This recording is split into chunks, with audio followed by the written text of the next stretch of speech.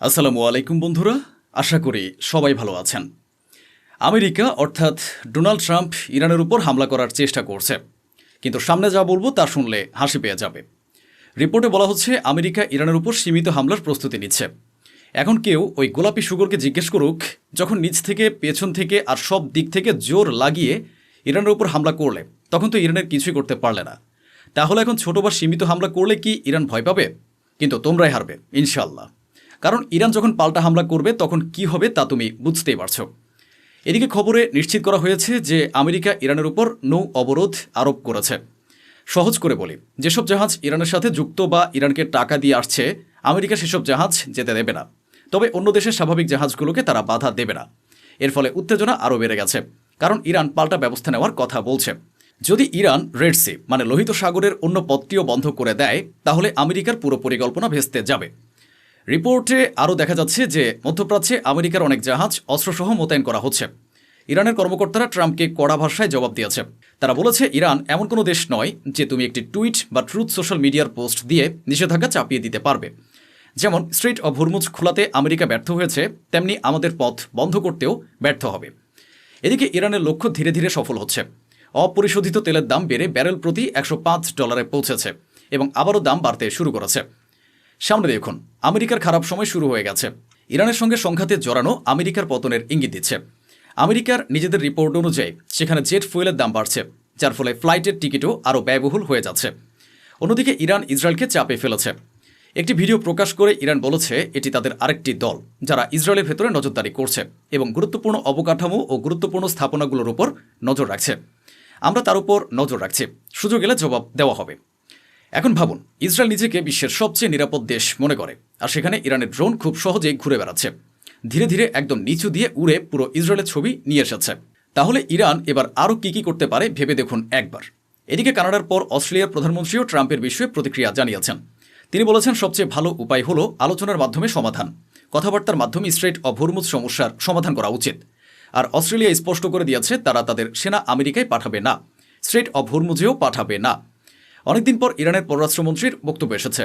Abbas Araghchi বলেছেন, 47 বছর পর আমেরিকার সঙ্গে খুব গুরুত্বপূর্ণ আলোচনা চলছিল এবং এ 47 বছরে এই প্রথম এমনভাবে আলোচনা হচ্ছিল যার সঠিক দিকেই এগোচ্ছিল।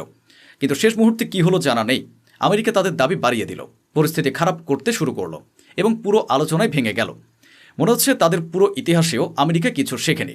ওদিকে ইরানের পার্লামেন্ট স্পিকার টুইট করে লাইভে দাম দেখিয়ে বলেছেন, তেলের ও গ্যাসের দাম বাড়ছে, উপভোগ করো, সামনে আরও বাড়বে, কারণ আমেরিকার নৌ অবরোধের ফলে দাম আরও বাড়বে। অন্যদিকে আরেকজন ইরানি পার্লামেন্ট সদস্য ইরানি মিডিয়ায় ঘোষণা করেছেন যে বিশ্ব দেখছে ইরান এখন বিশ্বের চতুর্থ সুপার পাওয়ার হয়ে উঠেছে, এতে কোনো সন্দেহ নেই। এদিকে কানাডার এক শীর্ষ জেনারেল বলেছেন, আমাদের একটি বড় যুদ্ধের জন্য প্রস্তুত থাকা উচিত। আজকাল ইরান এমন একটি বিষয় যা নিয়ে ভিডিও বানালেই ভিউজ আসে, যার কিছুই জানা নেই সেও ইরানের সঙ্গে যুদ্ধের কথা বলে বিখ্যাত হয়ে যায়। কানাডা, যে দেশকে কিছুদিন আগেও আমেরিকা প্রকাশ্যে 51তম রাজ্য বানানোর হুমকি দিচ্ছিল, সেখানকার কমান্ডার এখন বলছেন বড় যুদ্ধের জন্য প্রস্তুত থাকতে হবে, প্রস্তুতি নাও, কোনো সমস্যা নেই। ওবামার সময়ও ইরানের সঙ্গে একটি চুক্তি হয়েছিল, ওবামার কর্মকর্তারাই সেটা করেছিলেন। প্রায় 12 বছর লেগেছিল, তারপর ইরান অনেক কষ্টে সেই পারমাণবিক চুক্তিতে যোগ দিয়েছিল। ওই সময় ওবামার সঙ্গে যে প্রতিনিধি দল ছিল তাদের একজন কর্মকর্তা বলেছেন, এই নিন তার বক্তব্য, আমাদের 12 বছর লেগেছিল, 12 বছর পর আমরা ইরানের সঙ্গে গিয়ে একটি চুক্তি করতে পেরেছিলাম। আপনারা কি ভেবেছিলেন এমন একটি দেশের সঙ্গে 212 ঘন্টার মধ্যে চুক্তি করে ফেলবেন? আরব দেশগুলো সবসময় আমেরিকার তোষামত করছে। আজ তারা যখন দেখছে যে আমেরিকা তাদের রক্ষা করতে পারেনি, তখন তারা আমেরিকাকে দুটি প্রশ্ন করতে পারছে না। এখন যখন তারা দেখল যে নৌ অবরোধ আমেরিকা নিজেই আরোপ করেছে, তখন তো সমস্যা আরও বেড়ে গেল। যে 1-2টি জাহাজ বের হচ্ছিল সেগুলো এখন আর বের হতে পারবে না। তা এখন আমেরিকাকে প্রশ্ন করার বদলে তারা অন্য কোনো পথ খোঁজার চেষ্টা করছে। তারা কার্যত হাল ছেড়ে দিয়েছে। এখন তারা আর স্ট্রেইট অব হরমুজ নিয়ে ভাবছেই না, বরং বলছে এটা তো শেষ হয়ে গেছে, এখন আমাদের অন্য কোনো রাস্তা খুঁজতে হবে। রিপোর্ট বলছে আঞ্চলিক দেশগুলো, পাকিস্তান সহ আরও অনেক দেশ চেষ্টা করেছে ইরান ও আমেরিকার এ সংঘাতের কোনো সমাধান বের করতে। আমেরিকার দুরবস্থা আপনি বুঝতে পারবেন এ যুদ্ধের ঘটনাগুলো থেকে। একটি রিপোর্ট দেখুন, 68 বছর পুরনো একটি আমেরিকান জাহাজ ট্যাঙ্ক ফ্লাগ নামের সেই ট্যাঙ্কারটি, যা বহু আগেই অফশোর দেওয়া হয়েছিল, সেটিকে আবারও মাঠে নামিয়েছে আমেরিকা। এদিকে আমেরিকা ইরান সংঘাতের মাঝেই চীন মজা নিয়ে গেছে। ভিয়েতনাম থেকে মাত্র 400 কিলোমিটার দূরে 40 দিনের মধ্যে একটি কৃত্রিম দ্বীপ তৈরি করে সেটির উপর দখল নিয়েছে, আর আমেরিকা কিছুই করতে পারেনি। আমেরিকান গোয়েন্দা সংস্থার একাধিক রিপোর্টে বলা হয়েছে ইরানের কাছে এখনও এত পরিমাণ ক্ষেপণাস্ত্র মজুদ আছে যেগুলো ভূগর্ভে রাখা, যে সেগুলো বের করে তারা এখনও হাজারখানেক মিসাইল ছুড়তে পারে। এটা শোনার পর ডোনাল্ড ট্রাম্পের মধ্যে ভয় আরও বেড়ে গেছে। গত কয়েক ঘন্টার মধ্যে ইসরায়েল লেবাননে ভয়াবহ বোমাবর্ষণ করেছে। এতে 11 জন নিহত হয়েছে, যাদের মধ্যে শিশু, বৃদ্ধ ও নারী রয়েছে।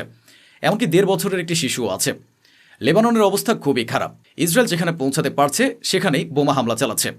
আর নেতানিয়াহুর বিরুদ্ধে এত মামলা রয়েছে যে বলা হচ্ছে তিনি ইচ্ছাকৃতভাবে যুদ্ধ বাড়িয়ে দিচ্ছেন যাতে তাকে জেলে যেতে না হয়। ভাবুন, একটি দেশের প্রধানমন্ত্রী অন্য একটি দেশ লেবাননের মাটিতে গিয়ে পুরো সামরিক পোশাক পরে সেখানে দাঁড়িয়ে লেবাননকে ধ্বংস করার, দখল করার এবং ভয়াবহ হামলা চালানোর হুমকি দিচ্ছে, লেবাননের জমিতেই দাঁড়িয়ে। এমনকি সেখানে একজন স্যাটলার মন্ত্রীও আছেন। ভাবুন তো, পুরো বিশ্বে ইসরায়েলই একমাত্র দেশ যারা এমন একটি মন্ত্রণালয় তৈরি করেছে যার কাজই হলো অন্য দেশের জমি দখল করা। সে স্যাটলার মন্ত্রী বলেছেন, আমরা লেবাননের বাড়িঘর কেন উড়িয়ে দিচ্ছি, কারণ আমাদের তো আবার থাকার জন্য জায়গা বানাতে হবে। আমরা তাদের বাড়িঘর দখল করব এবং ইসরায়েল থেকে মানুষ এনে সেখানে বসবাস করাবো। এদিকে আমেরিকার এক ডেমোক্রেটিক সিনেটর বলেছেন, ডোনাল্ড ট্রাম্পের এই ব্যয়বহুল যুদ্ধ আমেরিকার ভেতরে মূল্যস্ফীতি ও বেকারত্ব বাড়াচ্ছে। গোলাপি শুকুরকে প্রথমে ব্রিটেন ধাক্কা দিয়েছে, তারপর অস্ট্রেলিয়া আর এখন জাপান। তারা এখনও কোনো সিদ্ধান্ত নেয়নি। স্ট্রেট অফ হরমুজে তারা মাইন ক্লিয়ারার পাঠাবে, যুদ্ধজাহাজ পাঠাবে নাকি সেনা পাঠাবে, এ নিয়ে এখনও কিছু ঠিক হয়নি। ইরানের ভেতর আনুষ্ঠানিকভাবে অনেক এলাকায় গত 45 দিন ধরে ইন্টারনেট বন্ধ রয়েছে। পুরো দেশে না হলেও অনেক এলাকার মানুষ ভিপিএন বা বিকল্প উপায় ব্যবহার করছে, কিন্তু কিছু কিছু এলাকায় পুরো 45 দিন ধরেই ইন্টারনেট বন্ধ। ইরানকে নিয়ে পাকিস্তানের প্রধানমন্ত্রী শাহবাজ শরীফ জাপানের প্রধানমন্ত্রীর সঙ্গে ফোনে কথা বলেছেন। ইরান বলেছে গত 40 থেকে 45 দিনের সংঘাতে তারা ধ্বংসস্তূপ থেকে প্রায় 1000 মানুষকে জীবিত উদ্ধার করেছে। অন্যদিকে রাশিয়ার পক্ষ থেকেও বক্তব্য এসেছে। তারা স্পষ্ট বলেছে আমেরিকা স্ট্রেট অফ হরমুজে যে অবরোধ দিচ্ছে তা ইরানের উপর তেমন প্রভাব ফেলবে না, বরং বাজারের উপর প্রভাব ফেলবে এবং সব কিছুর দাম বাড়বে। অন্যদিকে ফ্রান্স ও ব্রিটেন একটি বহুজাতিক পরিকল্পনা করছে। অনেক দেশকে একত্র করে ইরানকে আলোচনায় বসাতে চাপ দেওয়া হবে। তারা সরাসরি সেনা পাঠাতে চায় না, বরং কূটনৈতিকভাবে সমাধান চায়। এদিকে মধ্যস্থতাকারী দেশ যেমন পাকিস্তান, মিশর ও তুরস্ক নিরলসভাবে চেষ্টা চালাচ্ছে। তারা ইরানকে বোঝাচ্ছে আমেরিকাকেও রাজি করানোর চেষ্টা করছে, যাতে আবার আলোচনা শুরু হয় এবং একটি সমঝোতা হয়। এখন আরও একটি খবর বলছে, এর প্রমাণ আমি দিচ্ছি না, তবে গত 45 দিনে যা যা বলা হয়েছে তা অনেকটাই সত্যি হয়েছে। শুনুন, ইরান বলেছে যুদ্ধবিরতির পর থেকে তারা ব্যালিস্টিক ক্ষেপণাস্ত্র উৎপাদন বাড়িয়ে দিয়েছে। তারা বিপুল পরিমাণে ক্ষেপণাস্ত্র তৈরি করছে এবং তার চেয়েও বেশি পরিমাণে ড্রোন তৈরি করছে। যদি আবার যুদ্ধ হয় তাহলে তারা আরও শক্তভাবে জবাব দেবে। এদিকে ইরানের বিচার বিভাগের প্রধান বলেছেন, যারা দেশের সঙ্গে বিশ্বাসঘাতকতা করেছে, আমেরিকা ও ইসরায়েলের ইশারায় দেশে সন্ত্রাস ছড়িয়েছে, তাদের বিরুদ্ধে খুব শিগগিরই শাস্তি ঘোষণা করা হবে। সাম্প্রতিক একটি জরিপ অনুযায়ী অধিকাংশ ইসরায়েলিরা মনে করে যুদ্ধবিরতি করা উচিত হয়নি। তাদের মতে ইরানের উপর হামলা করা উচিত ছিল, এমনকি এখনও হামলা করা উচিত। ওদিকে আইআরজিসি আবারও বড় হুমকি দিয়েছে। তারা বলেছে, পারস্য উপসাগরে যদি আমাদের নিরাপত্তা বা আমাদের বন্দরগুলোর নিরাপত্তা হুমকির মুখে পড়ে, তাহলে মনে রেখো পুরো উপসাগর ও মধ্যপ্রাচ্যে তোমাদের যত বন্দর আছে সেগুলোর নিরাপত্তাও ঝুঁকির মুখে পড়বে। অন্যদিকে সৌদি আরব ও ইরানের পররাষ্ট্রমন্ত্রীরা ফোনে কথা বলেছেন। সৌদি আরব আগেই পরিস্থিতি বুঝতে পেরেছিল।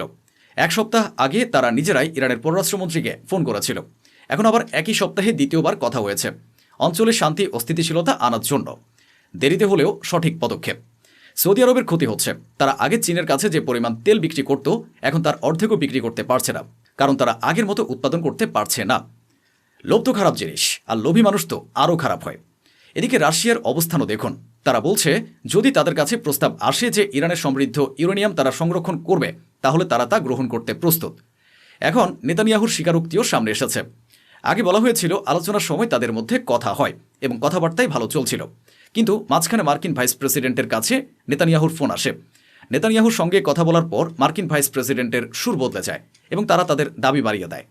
আজ নেতানিয়াহু নিজে সামনে এসে মিডিয়াকে বলেছেন যে তিনি ভাইস প্রেসিডেন্টের সঙ্গে কথা বলেছেন এবং তিনি তাকে জানিয়েছিলেন যে ইরান কি কি দাবি তুলছে। তিনি বলেন, আমরাও আমাদের ন্যায্য দাবি তুলছে, কিন্তু ইরান তা মানছে না। আজ স্ট্রেট অফ হরমুজে আমেরিকা তাদের মতে সঠিক কাজ করেছে, অবরোধ বসিয়েছে এবং পথ বন্ধ করে দিয়েছে। আমি এটা পরিষ্কার করে দিচ্ছি যে ইরানের যুদ্ধবিরতি যে কোনো সময় শেষ হয়ে যেতে পারে।